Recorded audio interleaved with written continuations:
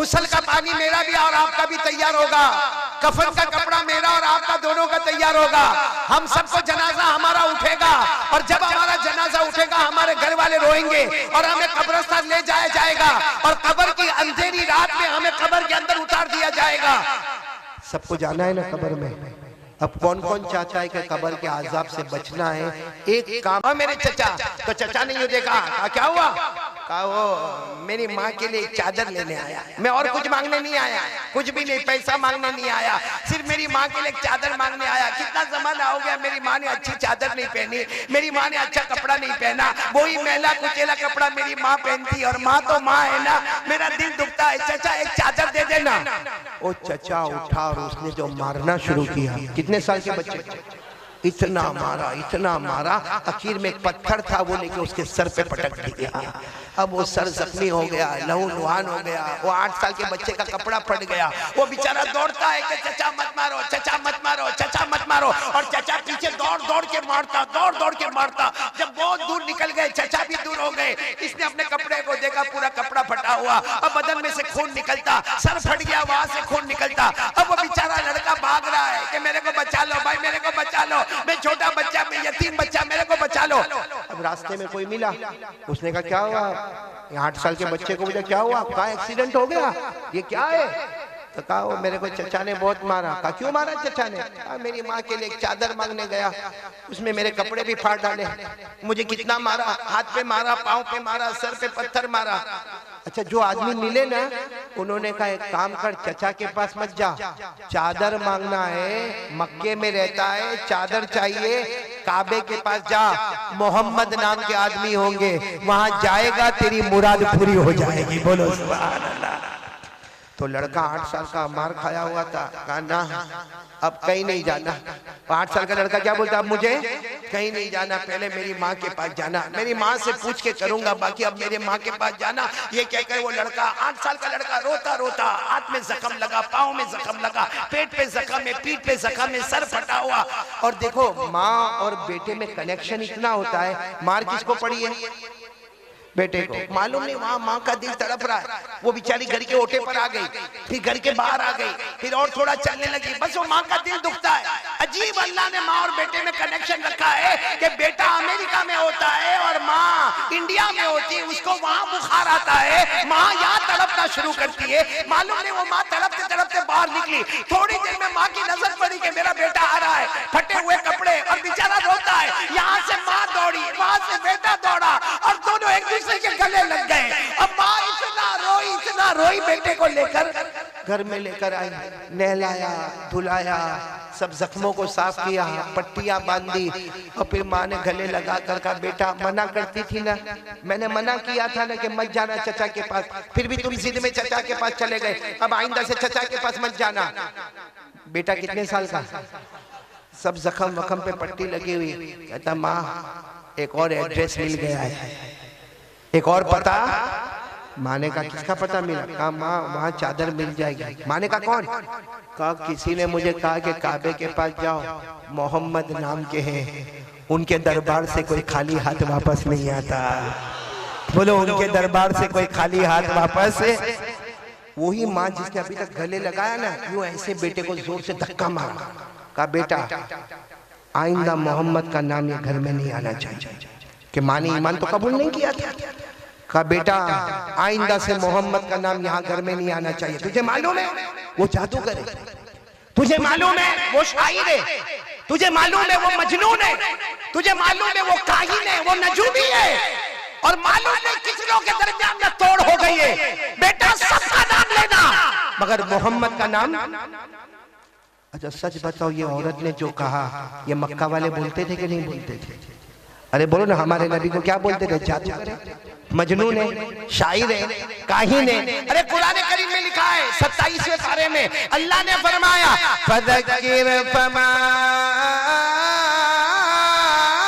अंत बिनिअमति बसीर। अल्लाह ताला फरमाते मेरे महबूब, किसी ने तुम्हें शायर कह दिया, किसी ने तुम्हें जादूगर कह दिया, किसी ने तुम्हें काहिन कह दिया, अल्लाह फरमाते तुम कुछ भी नहीं मेरे प्यारे नबी। बोलो सल्लल्लाहु।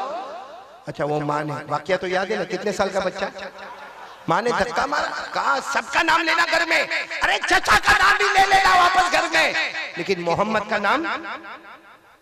8 साल का बच्चा थोड़ी देर कुछ नहीं बोला, थोड़ी देर के बाद कहता है माँ एक बार जाने देना। किसके पास? माँ ने मना किया, हाँ माँ मैं लड़ूंगा थोड़ी वहां पे, और अगर वो मारने आएंगे तो मैं भाग कर आ जाऊंगा, काबा हमारे घर से दूर तो है नहीं, अरे चचा का घर तो बहुत दूर था इसलिए भाग नहीं सका, अरे काबा तो हमारे घर के करीब है, जाऊंगा, अगर देंगे तो ठीक है, नहीं देंगे तो वापस आ जाऊंगा। माँ क्या कहती है, जो जाता है ना उसको कलमा पढ़ाते, पूरा धर्म। बेटे ने कहा 8 साल के बेटे, माँ मैं कुछ नहीं करूंगा, जाऊंगा, देंगे तो ठीक है, नहीं देंगे तो वापस आऊंगा। माँ ने कह दिया जाओ, बोलो सुभान अल्लाह। कितने साल का बेटा, साथ में बोलो कितने साल का बेटा?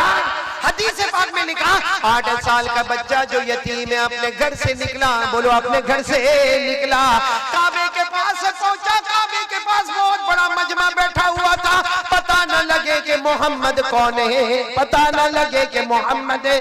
भाई इतना बड़ा मजमा है काबे के पास और हिम्मत भी ना हुए कि किसी को पूछे कि मोहम्मद है कौन है। तो वो बेटा 8 साल का बेटा जब बड़े हो गए ना, कहते मैंने एक चक्कर लगाया काबे के पास, बहुत सारे लोग बैठे थे, दूसरा चक्कर लगाया, लेकिन जब भी मैं चक्कर लगाता था सब में देखता था एक इतने खूबसूरत बैठे हैं, ऐसा लगता था जैसे कोई चांद का टुकड़ा बैठा हुआ है। वो 8 साल का बेटा कहता मेरे दिल में आया, किसी को पूछने की तो हिम्मत ना हुई, लेकिन दिल में आया यही मोहम्मद है, बोलो सल्लल्लाहु। वो बेटा कहता, वो 8 साल का लड़का कहते कि मैं बहुत देर तक तो बाहर खड़ा रहा, हिम्मत ना हुई, फिर धीरे से आगे बढ़ा, धीरे से आगे बढ़ा, और जहां मोहम्मद बैठे थे ना वहां पीछे से आया और उनके कंधे पे हाथ रखा और सिर्फ इतना कहा मोहम्मद। ओह 8 साल के बेटे कहते उन्होंने मेरी तरफ यूं करके देखा, कहते ऐसा लगा जैसे अंधेरी रात में 14वीं रात का चांद निकलकर सामने आ गया। तो 8 साल का बेटा कहता मुझे इतना खूबसूरत लगा, इतना खूबसूरत लगा।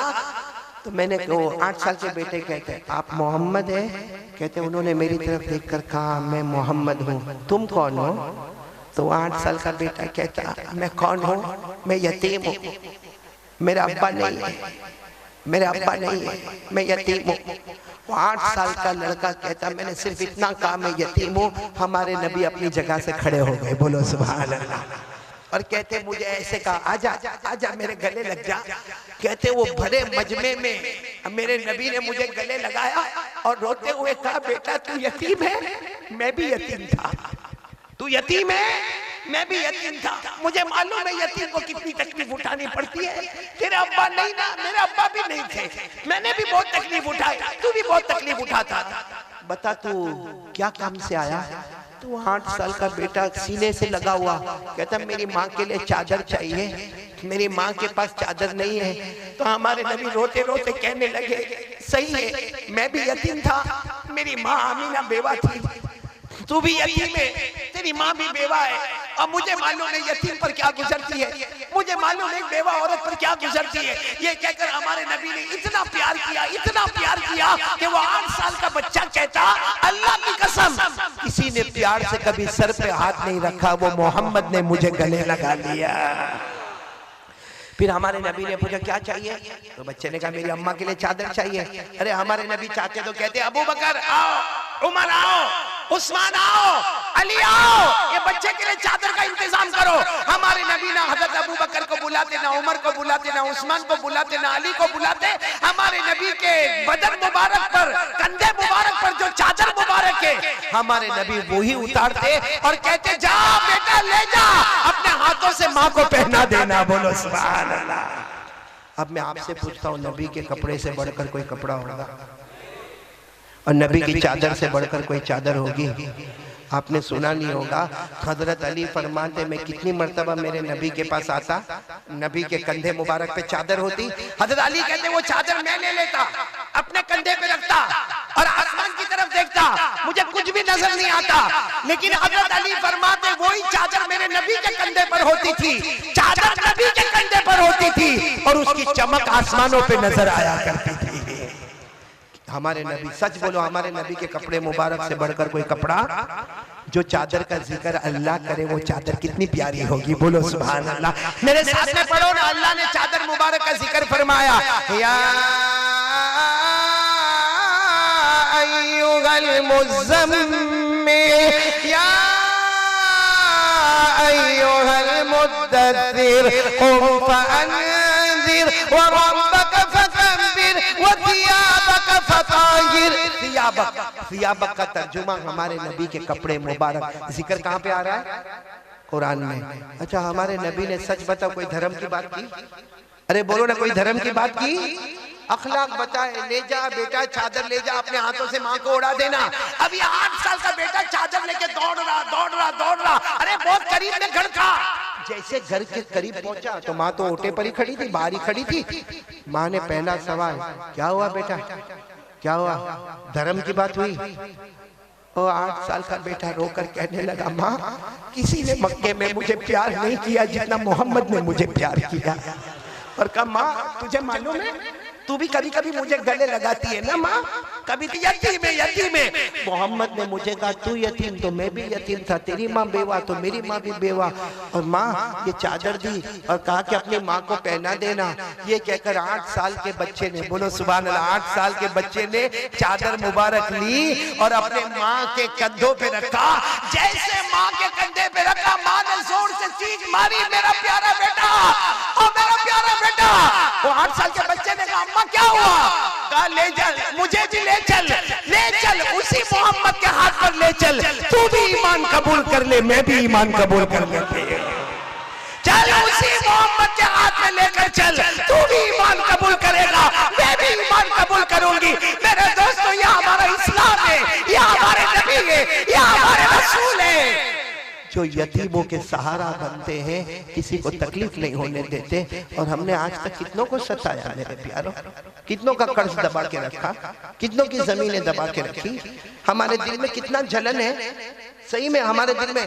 मैं आज कलकत्ता में खुलकर कहता हूँ, इस वक्त भी हिंदुस्तान के जो हालात है उसमें मैं खुलकर कहता, अल्लाह की कसम हमको गैरों से वो नुकसान नहीं पहुंचता है जो अपनों से नुकसान पहुंचता है। आज हमारे दिल में जलन है, जलन। सच बताता हूँ मेरे प्यारों, एक ही गांव में रहने वाला, एक साथ में सलाम करने वाला, एक साथ में कमाने वाला, एक ही गांव में अपने बीवी बच्चों को रखने वाला, लेकिन एक के घर में कलर लगता होगा, दूसरे को रात को नींद नहीं आती, उसको परेशान है। हालांकि सामने मिलेगा ना, अस्सलाम वालेकुम, वालेकुम अस्सलाम, अब कैसे हो, तुम्हारी तबीयत कैसी है, तुम्हारा बच्चा कैसा है। अब मेरे दोस्तों, अंदर से जलन दिल में।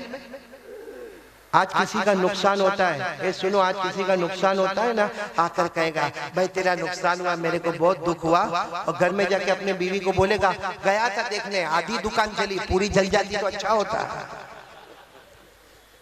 सच बोलो, ऐसा हो रहा है कि नहीं हो रहा है? क्या हमारे दिल है ये काले काले दिल? इसलिए आज से कौन कौन तैयारी कर रहा है भाई हमारे नबी के तरीके पर, अखलाक जो हमारे नबी के थे उन्हीं अखलाक पे हम भी आगे बढ़ेंगे, बढ़कर कोई आका। कितनी बातें हो गई, एक बात तो ला इलाहा, नंबर 2 मुस्तफा का दामन। देखो आज हिंदुस्तान में ये 3 काम बहुत जरूरी है। इसलिए ये वाकया जो मैंने सुनाया, ये वाकया बताता है कि हमारा इस्लाम और हमारा ईमान तलवार के जोर पे नहीं, साथ में बोलो ना, हमारा ईमान तलवार के जोर पे, हमारा ईमान हथियारों के जोर पे, हमारा ईमान चाकुओं के जोर पे। जो लोग कहते हैं वो गलत है। अगर हमारा ईमान आगे बढ़ा है तो हमारे नबी के मुबारक अखलाक से आगे बढ़ा है। अल्लाह ताला वही अखलाक हमको भी नसीब फरमाए। मैं सोचता हूँ आखिरी बात बोलो, आप लोग थक गए होंगे ना? नहीं थके? मैं तो थका कि नहीं थका? कितनी देर हो गई मौलाना उस्मान मेरे को बोलते बोलते? 1.5 घंटा हो गया।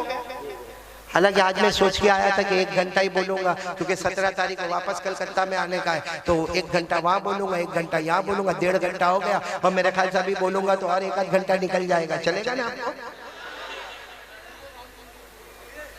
ये कौन सा साउंड? खड़ाई मेरे को याद करना पड़ेगा।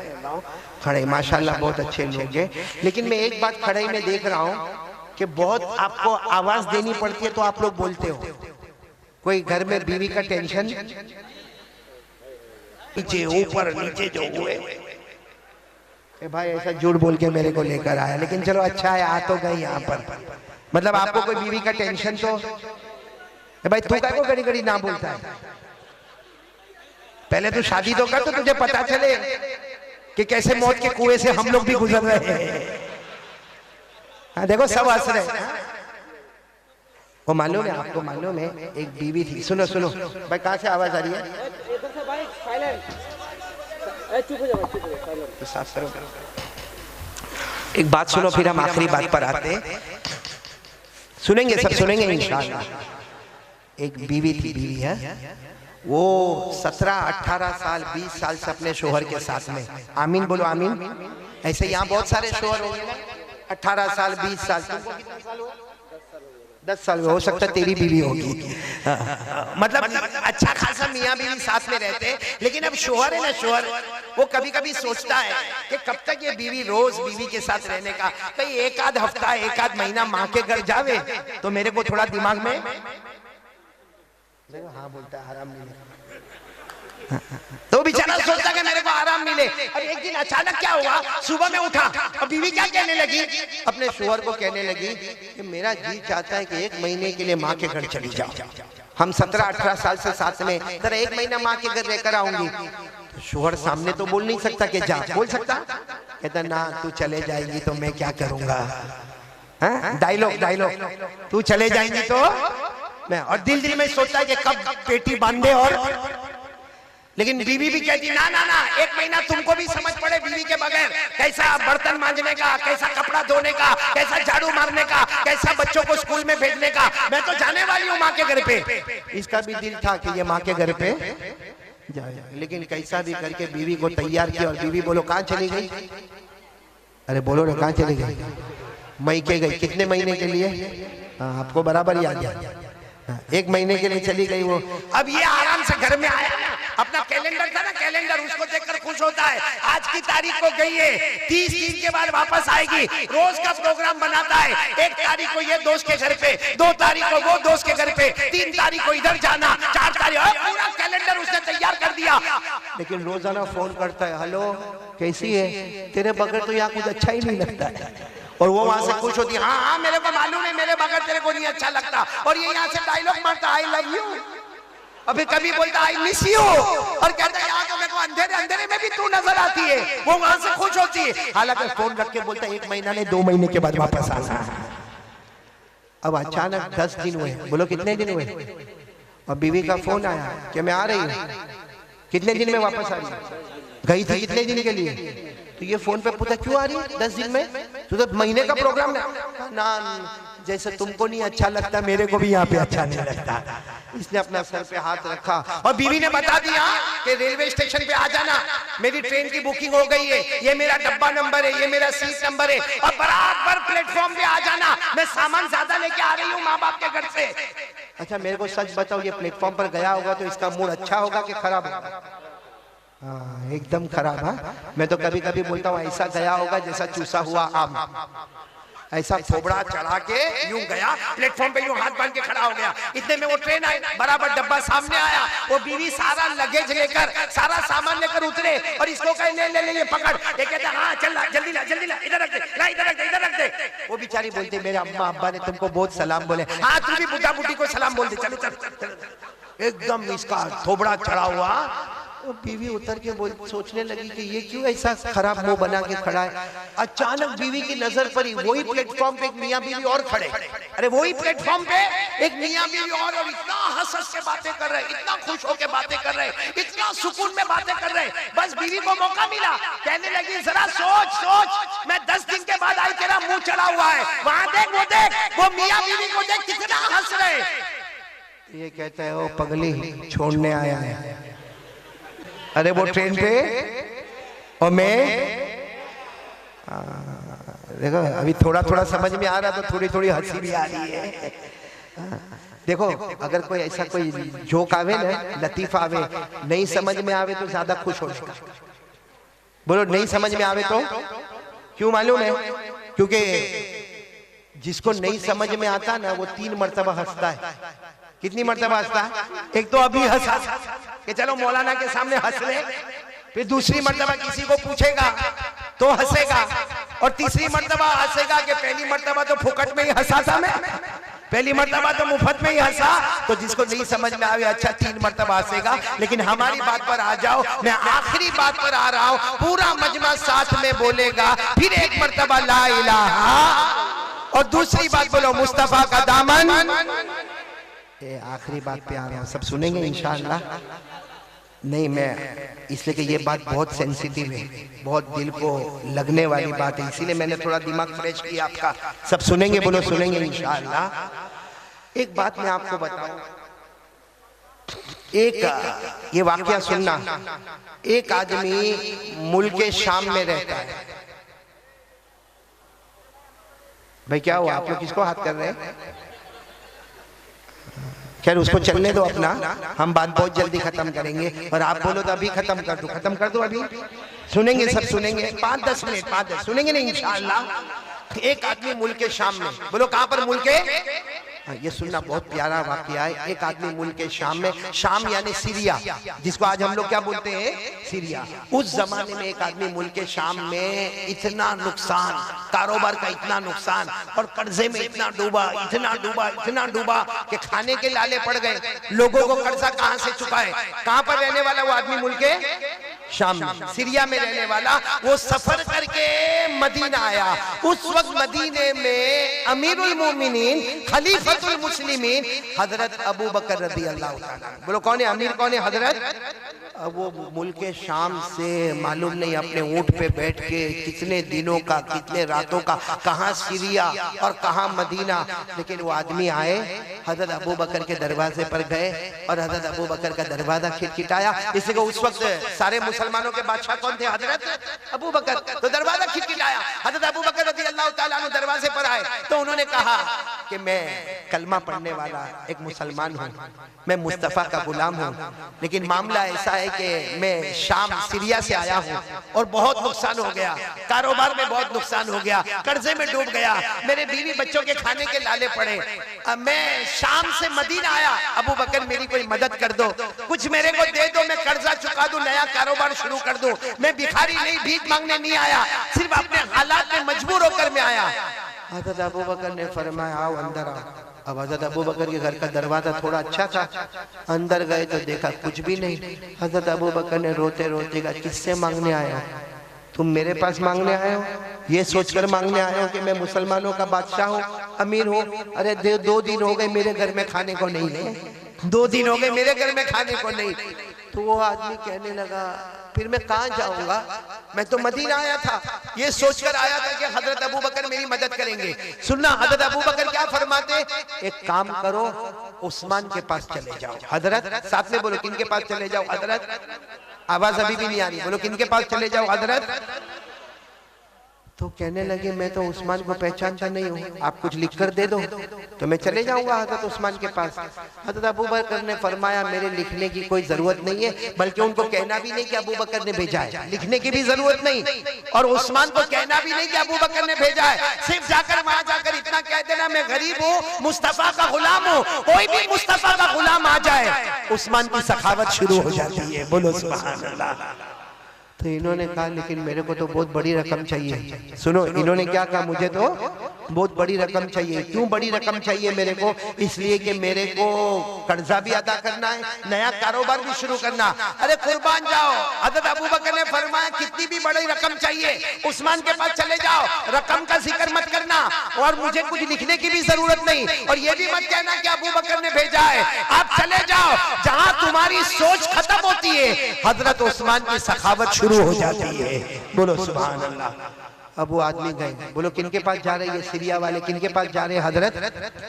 सब हजरत उस्मान के पास जाकर क्या टेंशन हुआ मालूम है? जब घर के बाहर गए तो देखा कि हजरत उस्मान तो घर में अपने बच्चों को डांट रहे, और बच्चों को क्या कह रहे? अरे मेरे बच्चों, तुम दूध भी पीते हो, उसमें शहद भी मिलाते हो, दूध का खर्च अलग होता है, शहद का खर्च अलग होता है। अरे खर्चा इतना करोगे तो कैसा चलेगा? अब ये बाहर खड़े खड़े सोचने लगे, मुझे तो उस्मान के पास भेजा और ये तो अपने बच्चों के साथ में डांट रहे। और किसके वास्ते डांट रहे? दूध के वास्ते डांट रहे, शहद के वास्ते डांट रहे। लेकिन इन्होंने हिम्मत की, हजरत उस्मान का दरवाजा खिटखिटाया। भाई सब सुनना, जैसे हजरत उस्मान ने दरवाजा खोला, कहा क्या हुआ? इन्होंने कहा अस्सलाम वालेकुम, मैं सीरिया का रहने वाला, मुल्क शाम का रहने वाला, कर्जे में डूबा हुआ हूँ और मेरे पास खाने को कुछ नहीं है और मैं नया कारोबार शुरू करना चाहता, मैं भिखारी बनकर नहीं आया, लेकिन आप मेरी मदद कर दोगे तो बहुत अच्छा होगा। हजरत उस्मान ने कहा आओ मेरे घर में आओ। घर में बिठाया और बिठाने के बाद कहा, अपने बेटे को कहा, अरे एक बेटे को कहा जरा दूध का प्याला लेकर आओ, दूसरे बेटे को कहा शहद लेकर आओ, तीसरे बेटे को कहा कि खजूर लेकर आओ। ये सोचने लगे कि अपने बेटे को डांट रहे थे, मेरे को दूध शहद भी दे रहे और खजूर भी दे रहे। अब सुनना, हजरत उस्मान रजी अल्लाह ताला अन्हु ने थोड़ी देर में एक ऊंट तैयार किया और ऊंट पर इतना सामान, कपड़े, बर्तन, अनाज, गल्ला और साथ में 6000 दिरहम दिए। कितने दिरहम दिए? तो इनकी जबान से निकला कि मेरे को तो 3000 की जरूरत थी, 3000 दीनार की जरूरत थी, आपने तो 6000 दीनार दे दिए। तो हज़रत उस्मान ने कहा जाओ लेकर जाओ, आइंदा जरूरत पड़े तो वापस उस्मान के पास आ जाना। अब मुझे जो बात बतानी वो सुनो, मैंने ये वाकया क्यों सुनाया। जब वो जाने लगे तो हज़रत उस्मान ने कहा कि जा रहे हो? तो उन्होंने कहा बहुत बहुत शुक्रिया, मेरे को तो मिल गया, कपड़े भी मिल गए, बर्तन भी मिल गया, अनाज भी मिल गया, सवारी भी मिल गई और मेरे को 6000 दीनार भी मिल गए, मेरे को तो सब मिल गया, मैं जा रहा हूँ और आपका बहुत बहुत शुक्रिया। तो हज़रत उस्मान कहते मेरा शुक्रिया मत अदा करो, अबू बकर का शुक्रिया अदा करो जिन्होंने तुम्हें यहाँ भेजा है। तो उन्होंने कहा मैंने तो आपको कहा भी नहीं कि हज़रत अबू बकर ने भेजा है, आपको कैसे मालूम?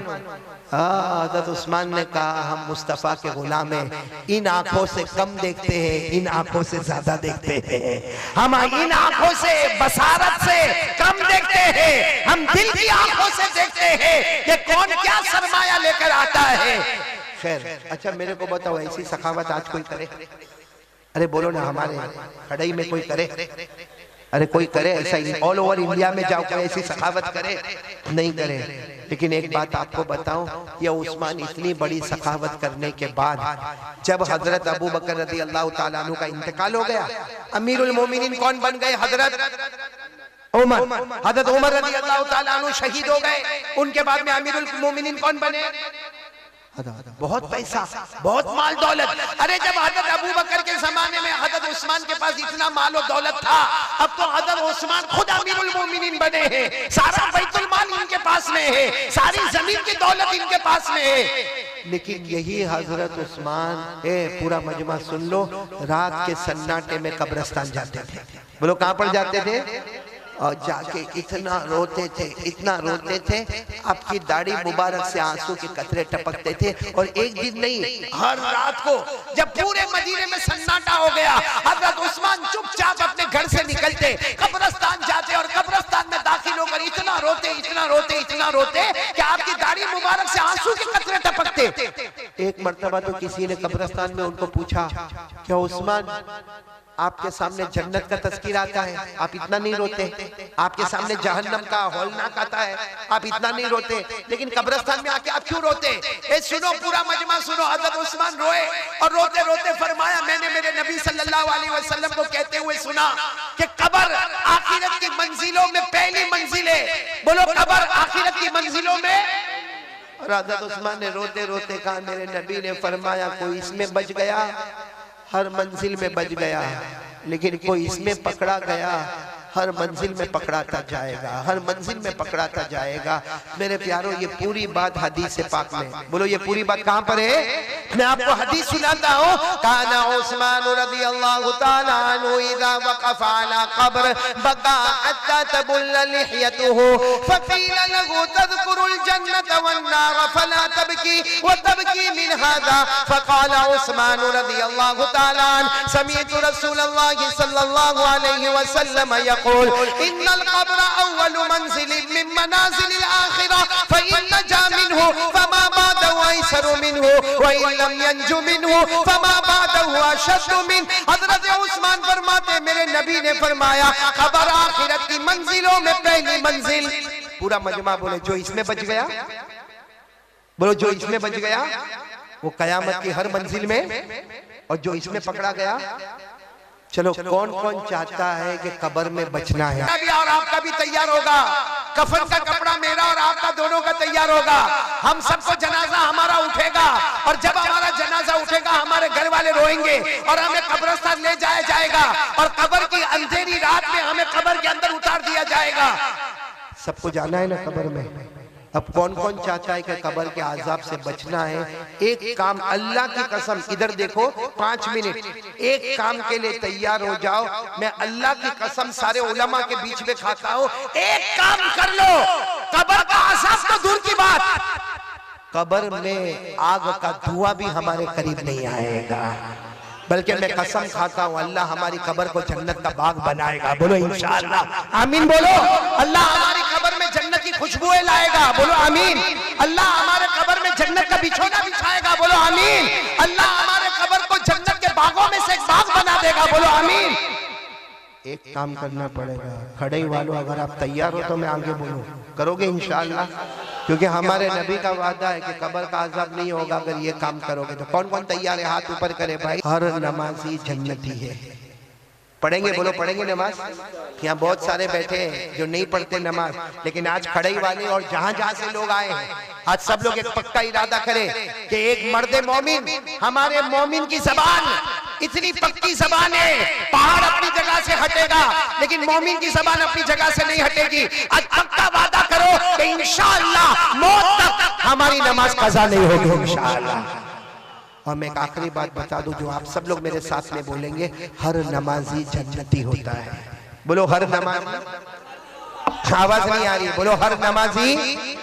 कुरान ने लिखा, मेरे साथ में पढ़ो, अल्लाह ने फरमाया वल्लज़ीना हुम अला सलातिहिम युहाफिज़ून उलाइका फी जन्नातिम मुकरमून। अल्लाह ताला फरमाते, प्यारे प्यारे मेरे बंदे 5 वक्त नमाज की पाबंदी करे। अल्लाह फरमाता तुम जमीन पे नमाज पढ़ते जाओगे, आसमानों पे जन्नत के फैसले होते जाएंगे। फिर बोलो हर नमाजी। अब साथ में ये भी बोल दो, बेनमाजी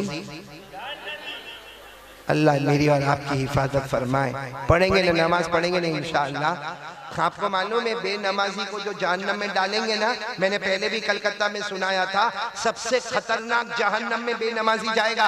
एक खड़े वालों सुनो, जिस जहन्नम में अबू जहल जाएगा, जिस जहन्नम में कारून जाएगा, जिस जहन्नम में फिरौन जाएगा, जिस जहन्नम में हामान जाएगा, हमारे नबी फरमाते अल्लाह की कसम मेरी उम्मत का बेनमाजी भी उसी जहन्नम में जाएगा।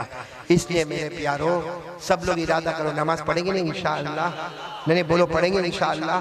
तो टोटल 3 बातों की जगह ज्यादा बातें हो गई, वो सब बातों को हम याद करेंगे। सबसे पहली बात, भरोसा किस पर करना?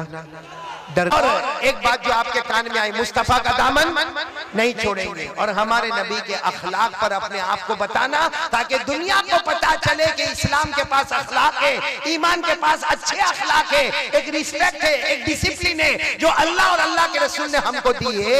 और आखिरी बात पर आ जाओ, मौत तक हमारी नमाज कज़ा, पक्की बात इंशाअल्लाह। अल्लाह हम सबको अमल की तौफीक अता फरमाए।